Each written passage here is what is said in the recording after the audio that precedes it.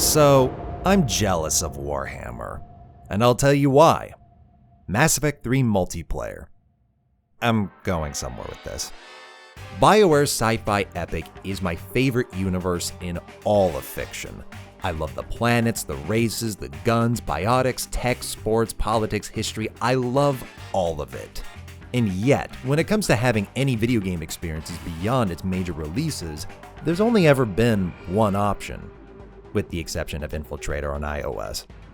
Mass Effect 3 multiplayer isn't remarkable in any capacity. Progression's obnoxious, maps are samey, gunplay's average, objectives are annoying, enough to exploit. Only, we got to headbutt as Krogans, hop as Quarians, and even run around as corrupted Protheans. No longer were we solely bound to Commander Shepard. We finally got to play as everything together, with playstyles, combinations, and abilities that were never possible as Shepard. Could it be better? Sure. But especially when there's no other place to do these things, I can't help but embrace everything that BioWare's Montreal studio did exceedingly well. The weapon, character, and enemy variety, the sheer depth of its content, and ramped up intensity compared to single player. It was finally a new way to experience this universe in video games. I do love the original trilogy, but after 6 playthroughs over 10 years, I've seen it all. I've done every interrupt, I've completed every side mission, I've shot a dozen Thresher mods, I read all the planet descriptions, I've played and completed Pinnacle Station. Here's what I'm currently reading. That's how desperate I am. So when I type Warhammer into Steam and there's 11 pages of games and downloadable content for said games, I'm overcome with furious envy. Do you know how much I'd want a 7-hour FPS of gunning down Turians in the First Contact War, or gunning down humans as a Turian? Fuck it, make it 3 hours for all I care. I'll binge it even if it sucks. Lord knows the Mass Effect community has done this before. The entirety of the Mass Effect property, this endlessly expansive universe utilized for over 15 years, capable of telling thousands of stories by design, are 4 action RPGs, 2 mobile games, 7 books, an omnibus, and a shitty animated movie. That's everything. Meanwhile, y'all got 8 books about a single battle in one of the franchise's multiple universes. And it's not just Mass Effect, but almost every property I adore. Black Lagoon? 27 episodes, 2 spin-offs of the manga, 2 light novels, and a patchy slot game. Hotline Miami, a top-down shooter and the same top-down shooter. Metro, 3 FPSs, 3 books. Titanfall, 3 games you can't officially play anymore, and a free-to-play spin-off more popular than all of them combined, along with a lore book that I'm also reading. Half-Life. I don't need to explain this one. At least there's mods.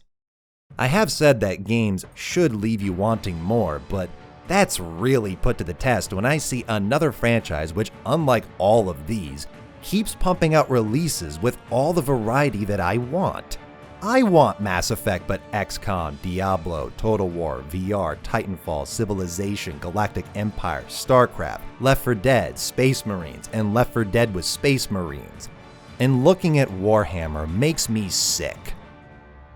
Until I play something like Necromunda Hired Gun, and it's a lot better on paper than execution. Don't get me wrong, it's not a bad game. There's lots of things to love. I imagine especially so if you're a 40k fan.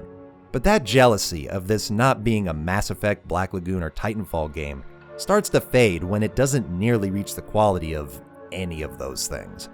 I was baffled how such a gorgeous game can be so poorly crafted until seeing the developers, which explained a lot.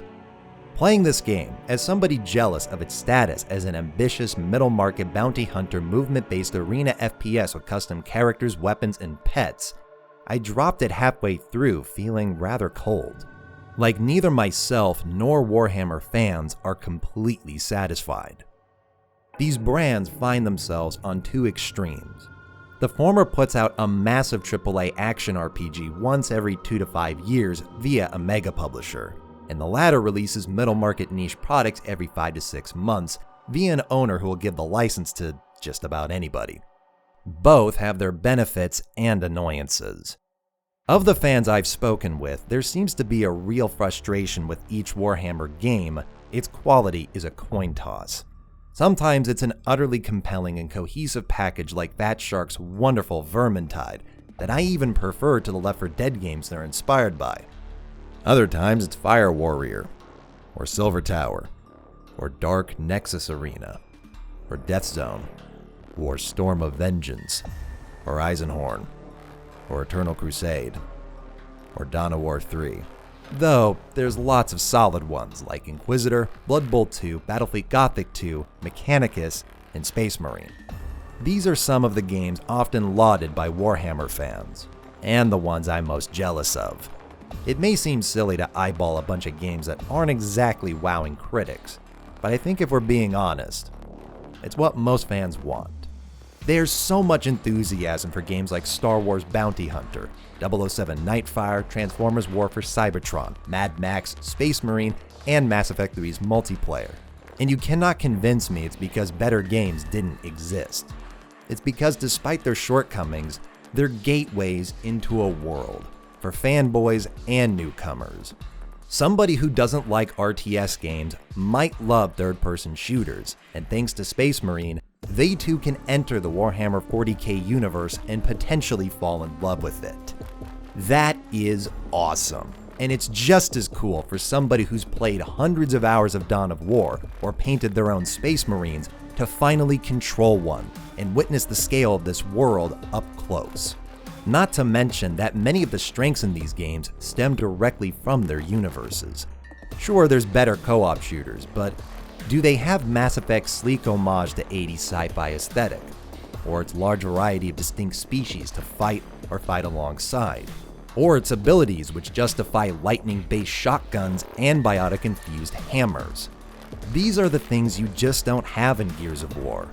Like how, for all of its gore, there is no chainsword that can build combos of melee attacks, jetpacks turning you into a meteor, or Cockney goblins to slaughter. In both cases, we got a new experience in a rich and beloved universe, only Warhammer makes that the norm with lower budgets and more teams. Mass Effect 3 multiplayer is one of the only times this franchise got a more bespoke, compact experience. And as much fun as it might have been, the reason it got made was pretty obvious, as was Infiltrator. So the only times Mass Effect was allowed to deviate from its main formula was to fit a profitable trend. Meanwhile, there isn't top billing in real-time strategy, turn-based strategy, space strategy, M-rated football, VR slashers, melee-based first-person co-op games, or, let's face it, tabletop.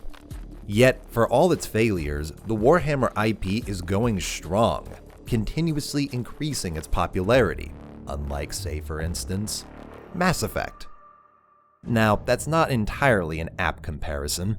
Mass Effect doesn't have the mountains of revenue streams that Games Workshop has been steadily building up over 4 decades.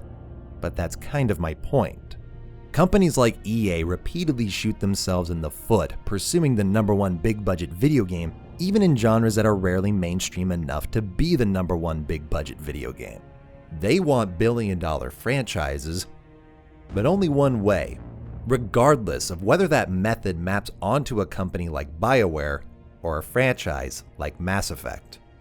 This is the beauty of releasing multiple mid-market games rather than placing all bets on one every 2 to 5 years, if you're lucky, and when it fails, fire everyone, shelf the IP, and wait even longer. All of that's avoided. And you've got gameplay catering to specific tastes and genres rather than the widest demographic possible.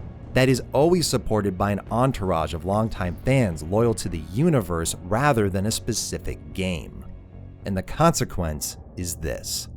Today, BioWare is putting all of their eggs in one basket again, despite that very model being at least part of their most recent and biggest failures. Meanwhile, Games Workshop is now investing in its biggest projects yet, without the pressure of their potential failure threatening to shelve the franchise for years. It seems that after decades of success and failure, the brand is orchestrating a balance between these two extremes, and my jealousy rages on. So Warhammer fans, I get how much it sucks that games like Dawn of War, Vermintide, and Mechanicus are the exception rather than the norm. I empathize with the hesitance to get excited for the latest game with potential just to find out it's another Fire Warrior. It must be infuriating to see Games Workshop repeatedly sell their own creation out to people who obviously don't care about it. Your favorite part of the Warhammer franchise might not be satisfied at the moment. Maybe not in 10 years. But you've still got Warhammer. You can still find something in the franchise that'll reignite that awe and inspiration again.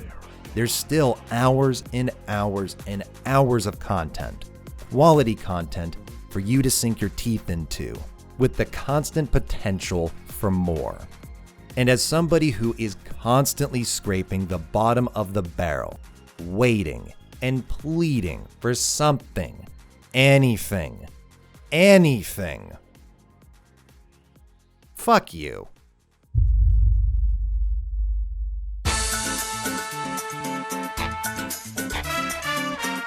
Will you ever play Guardians of the Galaxy?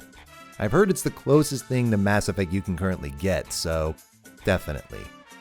If there is one game out there you think deserves the full high-gloss quality remake or remastering treatment, what would it be? Alpha Protocol's always been the go-to answer. It'll never happen, but imagining a game as polished as future RPGs with that game's reactivity would easily put competition to shame. I've also always wanted a VR remake of Steel Battalion Heavy Armor. The game being an abomination mostly stemmed from being unplayable with Kinect, not the core game itself with tons of great ideas that haven't been iterated upon since.